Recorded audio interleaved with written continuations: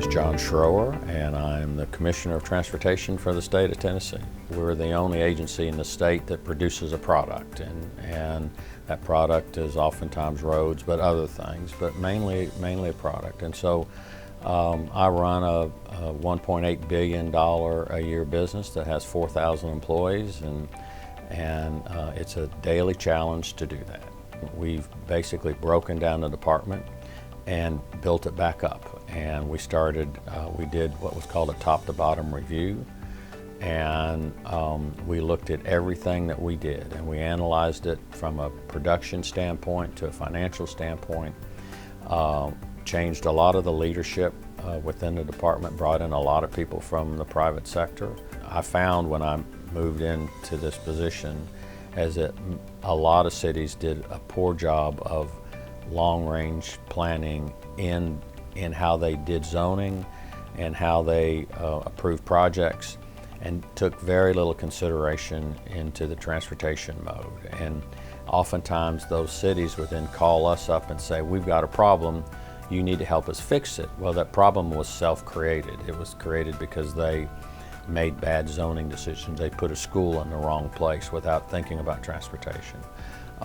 I can't tell you how many times I've been asked to build a bypass to a bypass, and that purely is bad planning. And so we've got a whole division now that's working with communities to try to help them not make those bad decisions, and when that happens, the state saves money.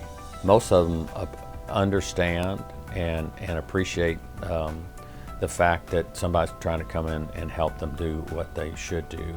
We're not pushy, we're not, this is the way you have to do it.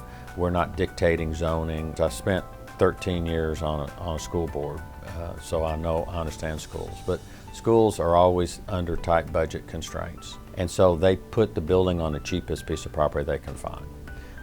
And that usually means there's no transportation to it. And we've got many situations like that. And what happens is it becomes more expensive as you go up the government chain. So it would be a lot cheaper for a school board to buy a better piece of property that has transportation already as part of it for the community than it would be for them to buy the really cheap piece of property and me have to build a $30 or $40 million road, as an example. And we've had countless situations where that's happened. And so we're trying to stop it before it gets started. And we're doing that across the state.